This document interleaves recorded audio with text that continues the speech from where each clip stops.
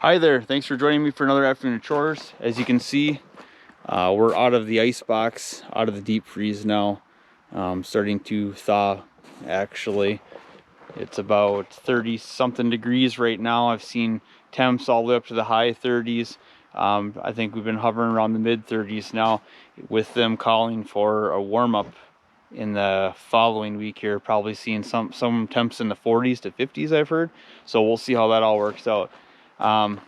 Yeah, so thanks for joining me. I don't know if it's because I have kind of stressed how slow this time of year can be and kind of uneventful. This is really just chore time, and that's about it. In the winter, for some of us at least. I don't know if it's because I stressed that or not, but you leave it to the goats. That's where we're at. But if you don't know, we're down by the goats here. You leave it to goats, and they'll prove you wrong, and I'll show you what I'm talking about. So yesterday morning, when I went out to go do chores, about 4 o'clock in the morning, I heard a noise, and I knew right away what that noise was. And sure enough, go up to the top of the hill, and not just 2 or 4, but six babies. These 2 here were the first ones born. I could just tell because they were the driest. They were laying next to their mom. These 2 here, one was over in a hut, one was in the other bigger hut, and they were somewhat dry. And then she was actually she was in labor as I was scrambling to get these guys picked up and come down here and get this kind of set up. It was kind of a real windy, rainy, sleety kind of morning. And I have no doubt that they probably would have been just fine. The moms, these ladies get these things dried off so quick, and these little ones are so quick to their feet. It's just not even funny. They really are something else. I think it's that Kiko cross in them. None of these gals I've never had to pull. Knock on wood, I've never had to pull any kids or anything like that. So they just deliver them naturally. They hit the ground running almost. They were up and nursing in no time. So, but yeah, went and kind of set this up here. We can kind of go over it a little bit, but I want to kind of save it for future videos too. But I'll kind of touch on it a little bit here. This is our jug system, if you will. I made these a few years back. There's places where you can buy them from too. And then we just have a corral panel or some gates, cattle panel gates that we use. Basically 4-footers, 10-footers, and then 8-footers. And in years past, we've actually set it up in this Quonset where we have on either side rows of pens going down. Just because we only have 3, obviously we don't need to set up any more than 3. And so this is what I just threw together real quick to kind of get everybody down from the hill and get them, in their own pen, give everybody a chance to get bonded and to get to know one another, make sure everybody was nursing, and all that stuff.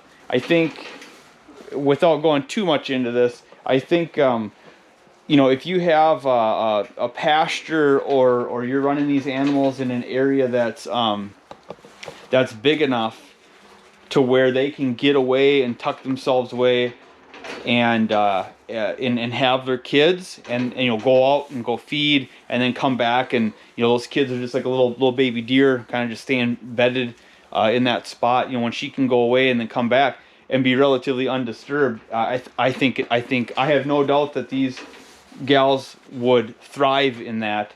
Being that we have a smaller permanent fenced pasture, and then the shelters are all kind of concentrated at the top of the hill. It's tough for them to get away and get an isolated corner without being bugged and pestered. And now this is just my opinion, but what I found is that then when these kids hit the ground, they're so quick to their feet, and they're so quick to get up and moving, that they're basically following any flash of color or movement.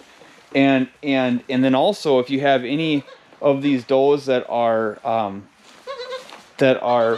pregnant or near kidding, or have fresh, just kidded, when you get into a situation like that, you get moms who want to take others' kids thinking they're their own. The kids are getting confused as to who's who's their mother. And they're trying to clean one off over here, and especially with the multiple births, they're focused on one cleaning that one off, and the other one's following another doe, over across the way, and I have no doubt that they can certainly reunite, but it just when you're talking temperatures in the teens or the negatives, if that's it's definitely not an ideal time to be kidding, but like in a situation like this, even in the 20s and 30s, get that wet little kid walking off, sometimes in the snow, following another doe. Well, it doesn't usually work out very well. I haven't experienced that. That's actually from I know other fellow people who that raise goats and stuff who've run into that. So, anyways, I kind of digress from that, but this whole jug thing, we'll probably keep these guys down here for about 2 to 3 days. We'll see. It's certainly, the temperatures are good. Everybody's eating fantastic. And the moms, everybody seems to be doing really good. Everybody kind of knows one another. We'll kind of see how it goes. They are going to have a little bit of competition for space up there, as far as we have yearlings in there and everything else, a bunch of them. So kind of that whole sibling and a little bit older sibling, rivalry, the bullying, all that kind of stuff. We'll see how it goes. I'm sure they'll do just fine. But I also will say too, we have not had this happen before. In 4 or 5 years, we haven't had a situation like this before. So we're going to be kind of just going with it. But I think this is another reason too, a good thing to point out, or to kind of show, having some type of a system, some type of a plan. And it doesn't have to be overly expensive or overly elaborate at all, but just having a plan, a system, in my opinion, it makes for when I was down here and I heard the noise up at the top of the hill, I knew what it was, and I'm like, all right, well, we're gonna have to get this thing set up, and we kind of have all of our stuff staged, and so we were able to just kind of right there in the morning get everything set up, squared away. We kind of follow the same system. We keep a stockpile of buckets. We have a stockpile of heat lamps. We have these hay feeders from Premier. You don't have to, like I said, you don't have to use any of this stuff. You can use whatever you want, but plywood for dividers.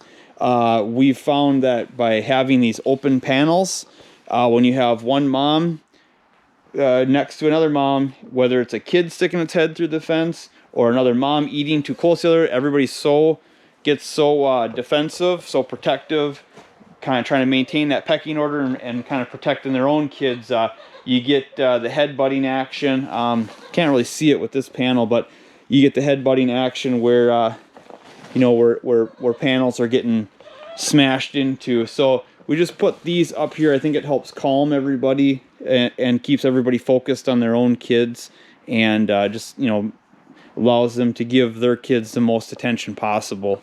But yeah, anyways, I kind of digress. Like I said, I intend on doing videos on all this stuff. I guess this is also kind of farming, or hobby, however you want to call it, raising livestock. This is kind of one of those things where sometimes things happen, and that's the nature of the beast, and you just kind of roll with it. And these gals did a fantastic job. It was kind of our bad, the fence. I don't think I've done a video yet stressing that, but I was going to kind of show our permanent fencing and kind of what I knew back then to what I know now. I would have done it differently. You don't want to have bucks, in my opinion, you don't want them to be able to share a fence line, a soft fence line, all year round. You just don't. It was late August, I think it was.